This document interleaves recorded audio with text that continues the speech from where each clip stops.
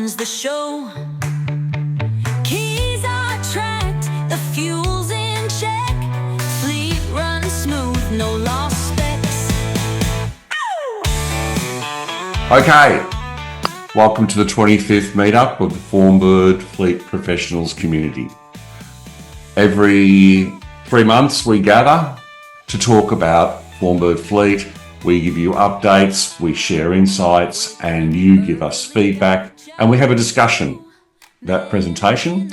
Now don't forget, we always record these, so if you have to duck out or you can't make the whole thing, whatever, you can just jump in, and also underneath the actual recording on the page, on the web page, there's an index where you can jump to time-stamped chapters, if you like, within the presentation. So you can miss this boring bit now. All right, today we're looking at mapping costs in fleet and optimizing configured fleet servicing plans. So we'll talk a bit more about that. Adam's going to give those presentation. We've got exciting news.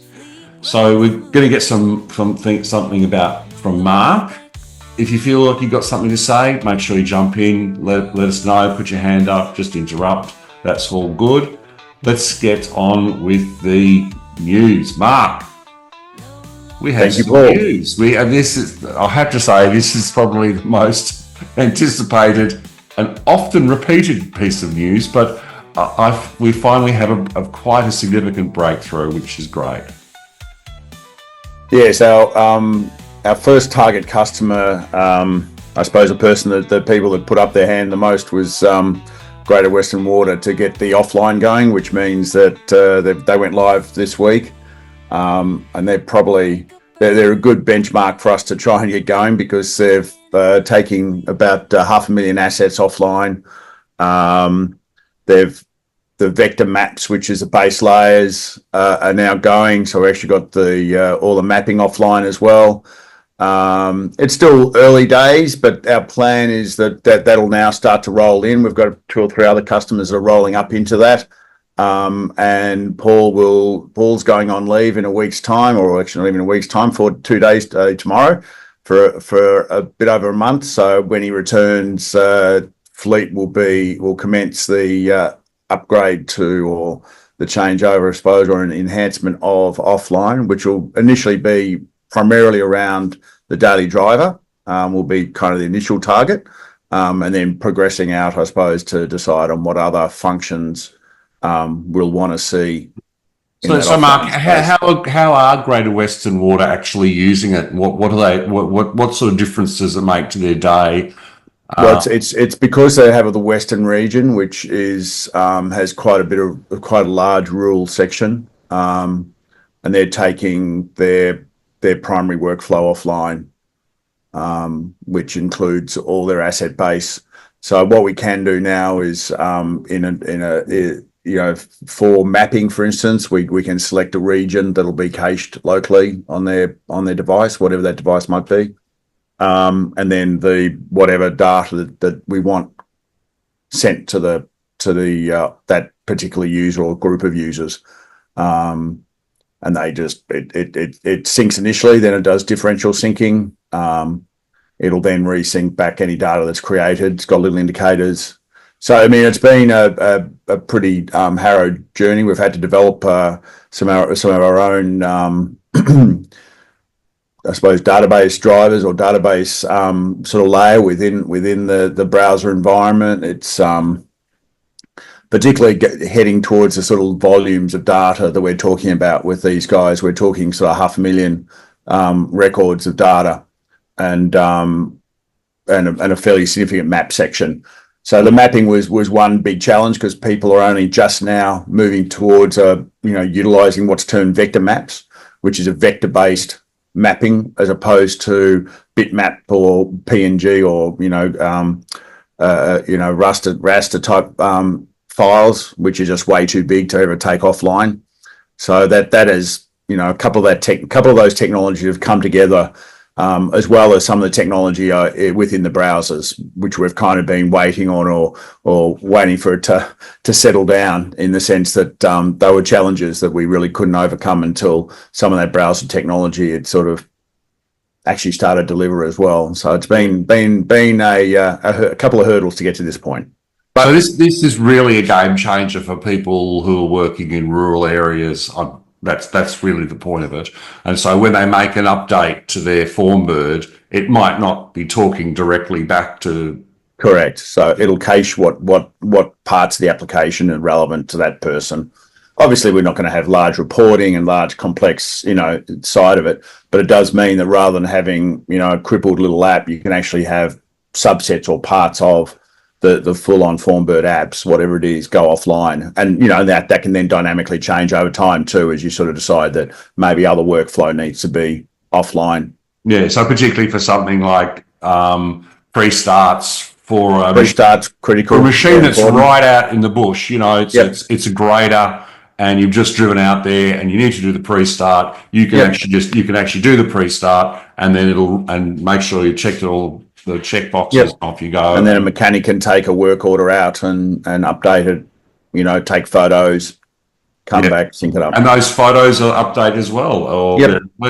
Yep, everything's offline. Yeah. So this is really just, Mark doesn't sound that excited because he's worked on it, but just so that everyone understands, and I know it is quite an amazing feat to actually do this, and it's certainly something that will take a lot of other people a long time to get anywhere near. Okay, thanks, Mark. That was great, and it's a load off my shoulders too, because I never have to talk about it again. No, I'm joking. We'll talk about it again very soon when it comes to Fleet. Okay, so Adam, let's get rolling. Tell us about the account codes and all that.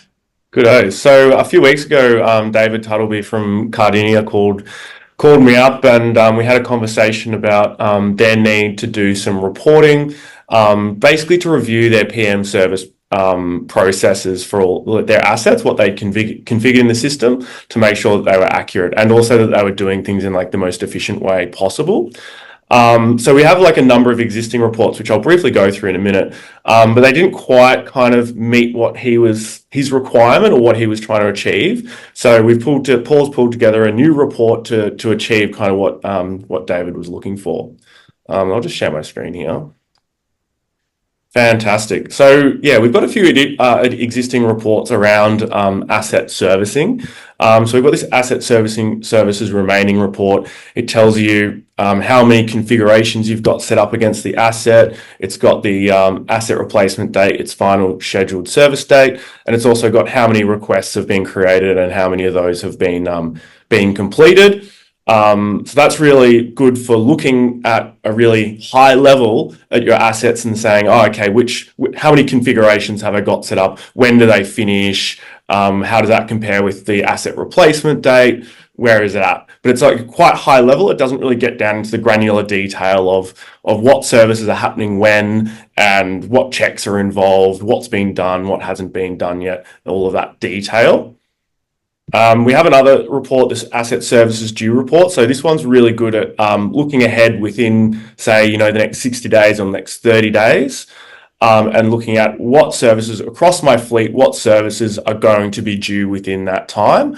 So you can see here we've got a few different services for a few different assets. Some of the assets might have multiple services due within the time frame that I've selected.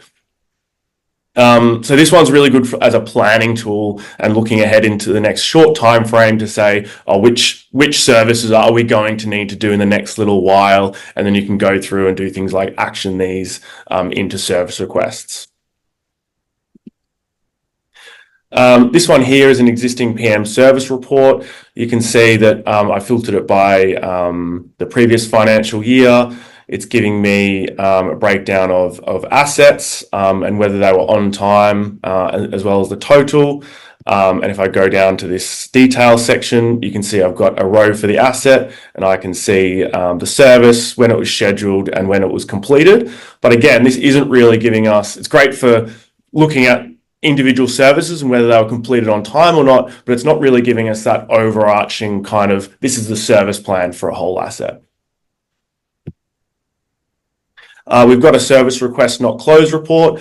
So this is great for looking at services that you've already actioned into service requests and looking at where they're up to, whether they are still pending, how many have I got pending, how many have I got that are complete but not yet closed out. Great at answering those questions and accessing that information. Not providing that overarching view. The service request due. So this is about, again, looking at that request level. So once the service has been actioned into the workflow, it's telling you which service requests are due in the next 2 weeks and which service requests are overdue based on them having scheduled start and finish dates. So you can see all those service requests there. And that really brings us to the new report. So you can find it in the reports and listings section. If I type in PM service. So this is the new PM service overview report. So this is where we're bringing together all that data from different places. So you've got your service definitions, your service configurations, which are describing how those service definitions should be used for this particular asset, and your service details documents. It's pulling together all that information into one report. I'll just search for a particular asset here, 1016. So you can see this is a Ford Ranger, and we can see all the details about this particular asset. You can see which checks are included, which service definitions are there, what the frequency is of those services, and also the service configurations that they belong to, that the services belong to. If you click on this toggle service details summary view, this gives you a really clear overview of all of the services that are going to be due or have been due for this particular asset and where they're up to, whether that request has been completed, whether it's been created. It also, you can see here, it breaks it down into individual service configurations. So you might have a general service configuration for safety checks, that sort of thing. You might have your OEM for the actual asset, and you might have, crane inspections and things like that will all have their own service configuration. And so you can see where the asset is up to within that across all of those different service configurations. If I go to my service details detail view, that's going to process all of those service details into one report. So you can see we scroll down here and we can see each service details and what's involved with it. So you've got when it's going to be due, you've got its primary and secondary meters, all of those details about when each of the services is due.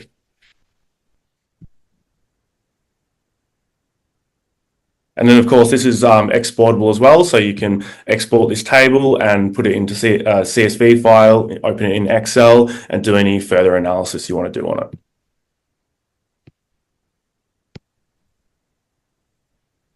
Any questions on that at all?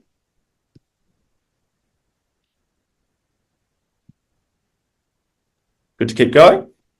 So the next one is account code. So a few different sites have requested various account code functionality. So what we already have on an asset is the account code field.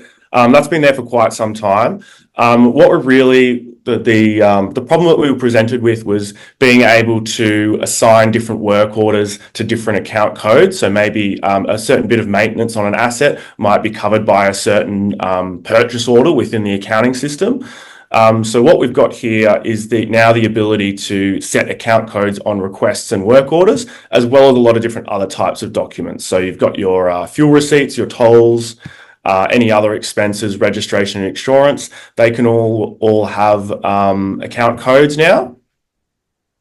By default, it's going to inherit the account code from the asset. So if I open a new repair request, you can see here that it's grabbed the account code from the asset. Now I can also change that. So if I want this particular request to be against a different account code, I can change this to be a different account code and then save that.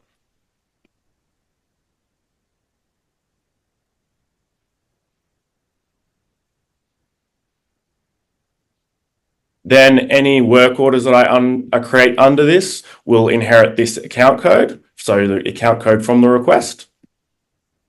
If the request didn't have an account code, it would revert to the asset to get the account code.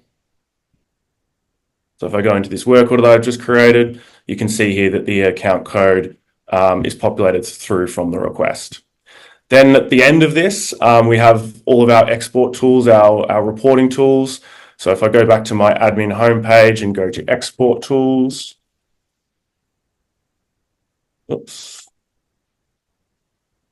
export list. And if I go into my work order export, you can see here that one of the fields that I can select is an account code field. So when I export these work orders, it'll include the account code. So if I also export the costs of the work order, then those will be dropped out in a CSV file, and then I can import that or process them in different ways to import them into another system. So for instance, your accounting software.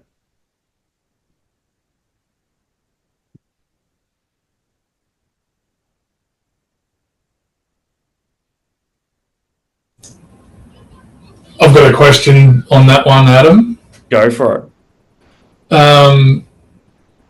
In the account code, I've always put in, like in that financial section, Yeah, on the I've asset. always put in,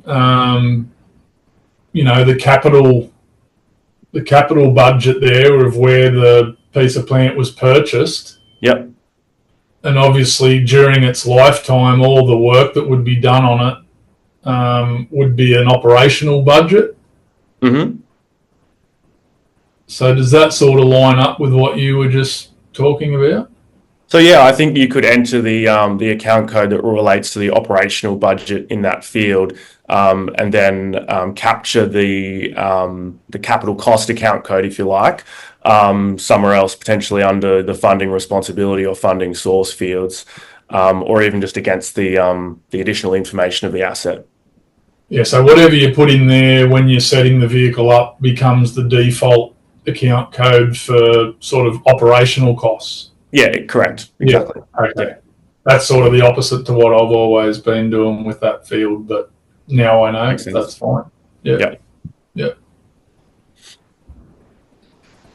If you need any help updating that, we can definitely bulk change them if you like, Anthony. Okay, cool. Yeah. When we release the functionality, of course. Yeah. Right. Yeah.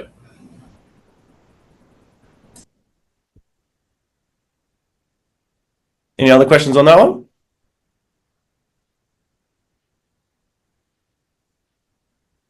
Paul, Arkel, have I missed anything with that?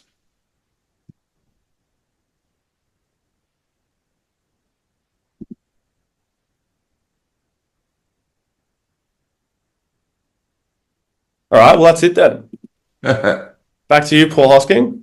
Right. Well, that was short and sweet. I should just go to the floor if there's anything that that you'd like to hear us talk about in the future. Let us know.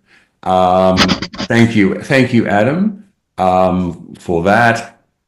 I introduced the wrong topic, but that's quite cool. It all worked out. It was all very efficient, and I do like the sort of bird's eye view of the service schedule. I think that's probably is that you could see that something like that up on the wall in the workshop.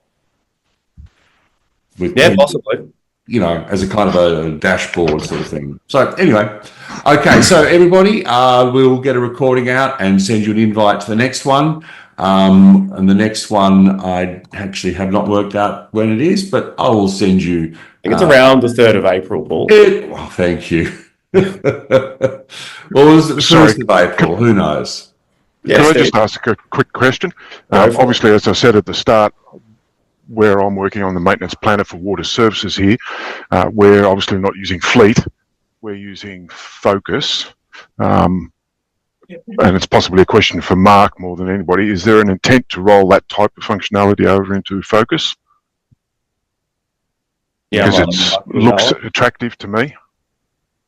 All of our Clarity customers, look, it's always, we can always leverage some of the ideas from one to the other, but it's never a one-to-one pump in there. And particularly with our Clarity sites, because they, tend to be so highly customized, a lot of our work within the Clarity construct is about the core construct and the components. So, enhancing the core features, the offline and all the, keeping up with the technology versions and all the rest of it, and then the components. The actual implementation of it really comes down to what you want to pick and choose out of it and then implement into your environment. We're always challenged with our water customers, this fact that they're special. The special. Well, it's just that you tend to have a huge dependency on other technologies, which, and then not only other technologies, but also the kind of workflow and requirements within your business. Fleet, we can we've been able to productize to a total off the shelf. So every one of these all of our customers in the fleet base are running off the one code base. There's no customization, no anything sort of thing. Everyone runs the same line of code. Unfortunately, that's kind of where the power of Formbird comes in with the Clarity model, is that the speed of change is there to be able to have your custom model. If you look at yourselves, you look at, Great Western Water is another step above. They've got about 8 integrations, from SCADA to the customer system to GIS to So, and they all put constraints on that application, and they all have specific workflows, specific integration, specific function. We would love to have a off-the-shelf Clarity, and every time we try and attack it like that, everyone goes, no, we don't operate like that. No, we've got, we don't operate this, or we do operate this, or we have this GIS, or we don't have this GIS, and we don't have this data, we do have this, It's a really, really tough environment for us to productize. Without dumbing it down to a stupid point where you lose the power. It's now just a generic app. Rest assured, I live that dream every day, Mark. Yeah. I've lived that dream for 25 years now. Our first water customer was 2002, so 23 years, yeah. Steve, which part of that demo were you particularly interested in? Was it the account code aspect, or was it the service planning side of it? So account codes, we fundamentally don't capture any costs at all. That's a business decision, and that's where we are. That's our level of maturity, more than anything. But aspirationally, yes, we want to. Yeah. Okay. So my background is not in this space. I worked for another developer. So everything that you've talked about is functionality that I'm familiar with and have used in other applications. I like the forecasting aspects. There's some really good ideas in there. Potentially, I'd like to expand the capability into a modelling scenario where if our rate of effort was to change based on budget or whatever, then we could factor in and go, okay, if our budget changes here, what does that do to our servicing capability, for example? Makes sense. I like the idea of the offline capability because here in Bundaberg, you go 2 paces outside of the region, everything falls over. So there's a lot of scope in that for us in particular, because a lot of our work is done outside of the workshop, typically. So that's a really interesting idea for us. And I do like the account code a lot, but we're not there yet as a business maturity. We do have account codes that we assign against our cases, what we call cases. But that's really only a manual aspect, and we don't drive any transactional stuff via integration into our accounting system yet. Yeah, that makes sense. Aspirationally, yes. So if the capability can be morphed into our focus version, then interested in the idea at some point. Great, thanks, Steve. Thank you. Yes, Thanks, Steve. Yes. We always want what the next thing. So leaving on that note, let's all aspire to a greatness the next 3 months, and we'll see you all then. Bye. Perfect. Thanks, everyone. Thanks, Scott. Drive and go. Formbird FLEET runs the show. Keys attract, the fuel's in check. Fleet runs smooth, no lost specs.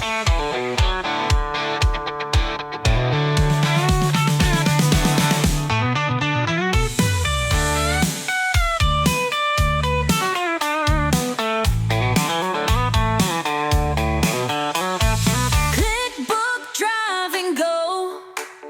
Formbird FLEET runs the show. Keys are tracked, the fuel's in check. Fleet runs smooth, no lost specs.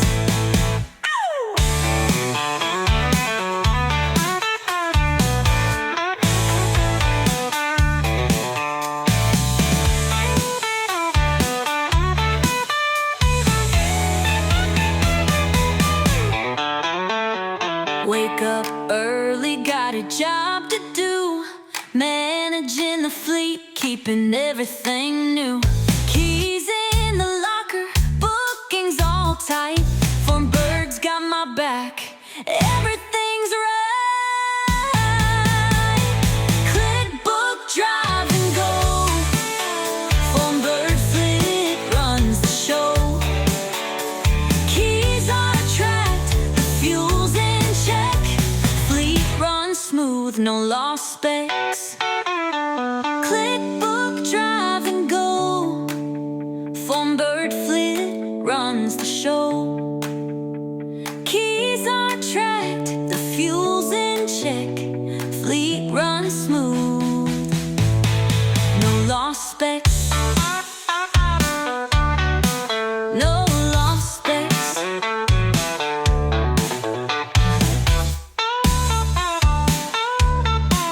No lost specs.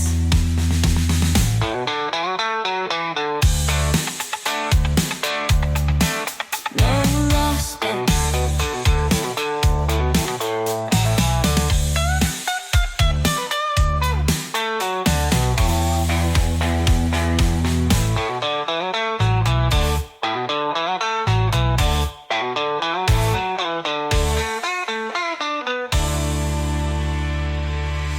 Wake up early, got a job to